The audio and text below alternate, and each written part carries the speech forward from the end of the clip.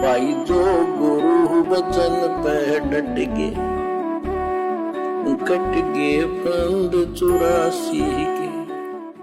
नमाज का मतलब जो परमात्मा बताते हैं कि अपनी अरदास लगाना, प्रार्थना करना, नित्य नियम करना। जब हम पैदा होते हैं तब हिंदू होते हैं, जब हमारी मुसलमानी कर दी जाती है तब हम मुसलमान हो जाते हैं। शहजाद खान जी कह रहे हैं कि जब हम पैदा होते हैं तो हम हिंदू पैदा होते हैं, हर मुसलमान हिंदू पैदा होता है। पैदा होने के बाद उसकी सुन्नत करके उसको मुसलमान बनाया जाता है। अगर अल्लाह ने ही तुझे मुसलमान बनाया है या कोई धर्म बनाया है या बनाया होता तो मां के पेट से अल्लाह सुन्नत करके भेजता। अरे उस अल्लाह ने इतना सुंदर शरीर बना के मां के पेट से भेजा है, जहां जिस अंग की आवश्यकता है वो लगा के भेजा है। तो हम मुसलमान बाहर आकर जो सुन्नत करते हैं, क्या उस अल्लाह ने कोई कमी छोड़ दी थी क्या इंसान को बनाने में मां के पेट में? जो हम उस अल्लाह से ज्यादा समझदार हैं कि अब हमने उसकी सुन्नत कर दी तो वो मुसलमान बन गया। वो भगवान, वो अल्लाह इतना नादान, इतना बेखबर नहीं है। अगर उसने किसी को मुसलमान बनाना होता तो मां के पेट में उसकी सुन्नत करके भेजता, अलग से कोई ठप्पा लगा के भेजता कि ये मुसलमान है। तो ये मनमाना आचरण है, ये शैतान के द्वारा वर्तमान मुसलमान समाज को भ्रमित किया गया है सुन्नत के नाम पर। जब हम पैदा होते हैं तब हिंदू होते हैं, जब हमारी मुसलमानी कर दी जाती है तब हम मुसलमान हो जाते हैं। ऐसा क्यों? अगर मालिक ने हमें मुसलमान ही बनाना था तो वह मालिक हमारी ऊपर से ही मुसलमानी करके भेजता। इसका किसी भी मुल्ला काजी के पास कोई जवाब नहीं है, यानी कोई मुल्ला काजी इस सवाल का जवाब नहीं दे पाता है जब उनसे सवाल किया जाता है।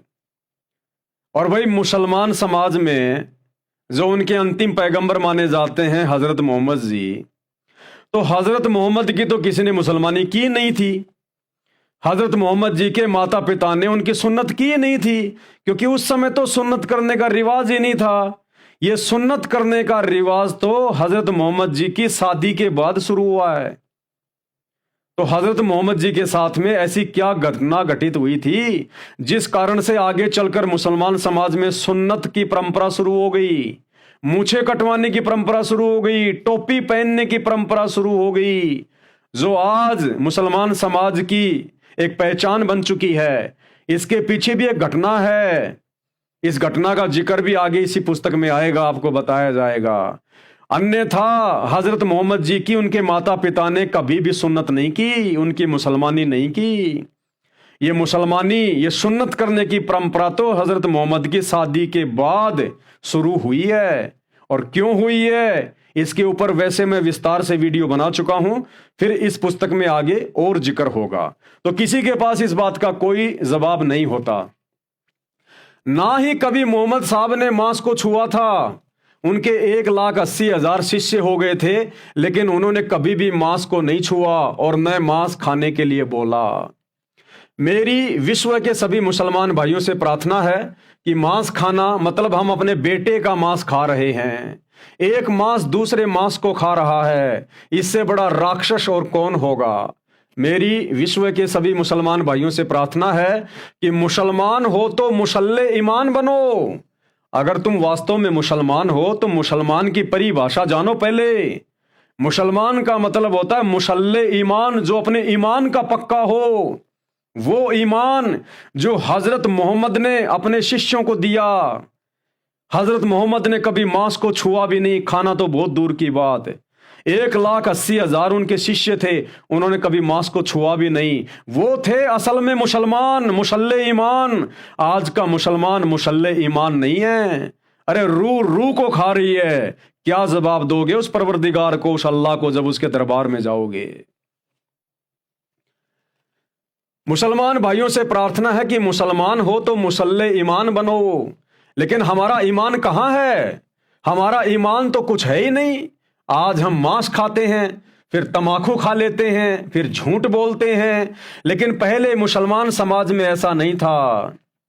पहले अगर किसी मुसलमान व्यक्ति के ऊपर शराब भी गिर जाती थी तो जिस अंग पर शराब गिरती थी वह उस अंग को काट देता था। आज मुसलमान शराब पीते हैं, मस्जिद में शराब लेकर चले जाते हैं। कुर्बानी देते हैं, बकरे को काट देते हैं। मुसलमान समाज एक पाक समाज है, वह सिवाय अल्लाह ताला के किसी को नहीं मानते। लेकिन आज का मुसलमान समाज मुल्ला काजियों द्वारा भ्रमित है। मेरे पिताजी जिनकी हालत बहुत ज़्यादा खराब हो गई थी, उनके फेफड़े गल गए थे, तब मैंने उनसे कहा कि अब कहाँ गया आपका खुदा?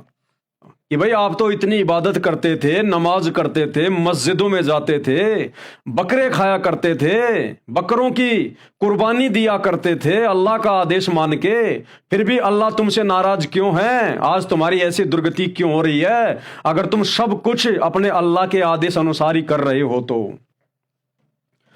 तब मैंने उनसे कहा कि कहाँ गया आपका खुदा? वह रोजे भी रखते थे, नमाज पढ़ते थे, लेकिन उस दुख के समय में वह कुछ काम नहीं आया। तब उन्होंने संत रामपाल जी महाराज से प्रार्थना की कि मैं जन्मजात नाम ले लूंगा, मेरी ये बीमारी ठीक कर दो। मेरे पूरे घर वालों ने, यहाँ तक कि डॉक्टरों ने भी बोल दिया था कि अब ये जीवित नहीं रह सकता, लेकिन संत रामपाल जी महाराज जी की दया से मेरे पिताजी की बीमारी ठीक हो गई। परमात्मा के नाम में इतनी शक्ति है कि आप बिना नाम उपदेश लिए अगर सच्चे दिल से परमात्मा को याद करते हो तो वह परमात्मा आपके सारे दुख ठीक कर देता है। अब भाई जब भगत ने इतने विश्वास के साथ ये बात लिखी है तो परमात्मा भी भगत के वचन को झूठा साबित नहीं होने देता। तो आज इस पुस्तक की शुरुआत है, आज इस पुस्तक का ये पहला वीडियो बन रहा है, एक पेज और बाकी है।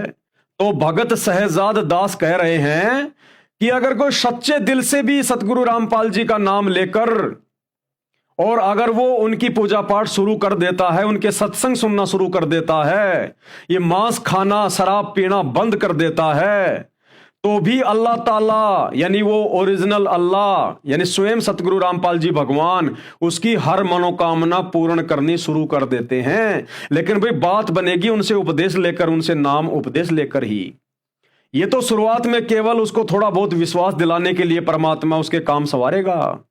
तो वर्तमान में अगर कोई मुसलमान भाई बहन ऐसे हैं जिनको असाध्य रोग है, कोई भयंकर बीमारी है या ऐसा कोई भयंकर संकट है जिस कारण से उनका जीना हराम हो रखा है, घर बर्बाद हुआ पड़ा है, वो मुसलमान भाई बहन चाहें तो प्रैक्टिकल कर सकते हैं, वो चाहें तो प्रैक्टिकल कर सकते हैं। अल्लाह ताला धरती पे है, तुम्हें उसकी मौजूदगी का एहसास हो जाएगा।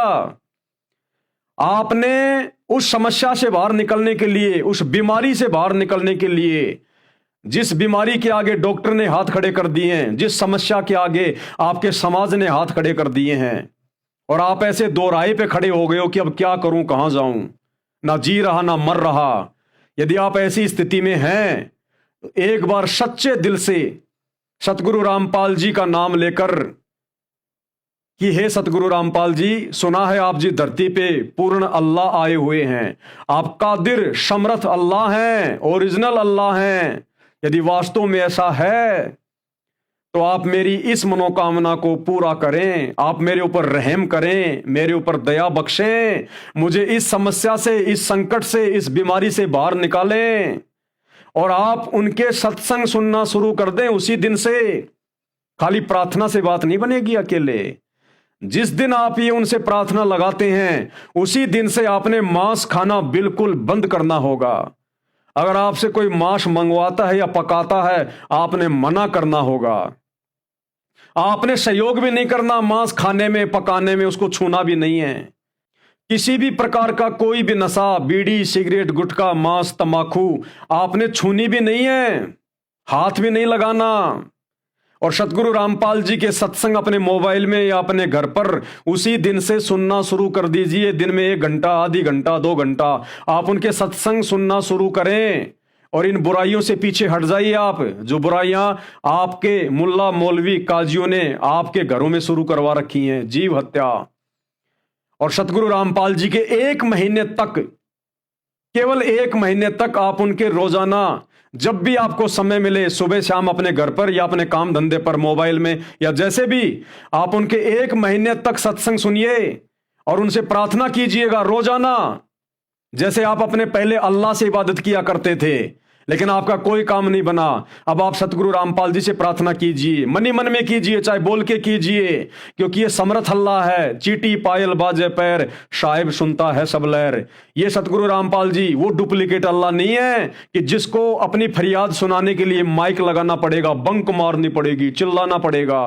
नहीं, ये परमात्मा हमारे मन की बात को जानता है। जो बातें हमने अभी तक सोची भी नहीं है, ये परमात्मा उसको भी जानता है। अगर चींटी के पैर में पायल बना के डाल दी जाए, उसकी आवाज को भी अल्लाह सुनता है। माइक लगा के स्पीकर में बोलकर सुनाने की जरूरत नहीं है। तो आप जिस दिन संकल्प करेंगे उसी दिन से रोजाना 1 महीने तक इनके सत्संग सुनना शुरू करें, और उसी दिन से मांस मिट्टी खाना, शराब पीना, बुराई करना छोड़ दें। 1 महीने में रिजल्ट आपके सामने होगा। 1 महीने में जो सुख, जो लाभ, जो आत्म संतुष्टि आपके उस डुप्लीकेट अल्लाह की इबादत से मांस खाते खाते आपको पूरे जीवन में प्राप्त नहीं हुई, आप 1 महीने में प्राप्त कर जाएंगे। 1 महीने में, क्योंकि भाई समर्थ कादर अल्लाह धरती पे प्रकट है, अपनी मौजूदगी का एहसास करवाएगा यदि कोई करना चाहेगा तो। और उसके बाद में आपने उनसे उपदेश लेना पड़ेगा, नाम लेना पड़ेगा, उन शत भक्ति मंत्रों का जाप करना पड़ेगा।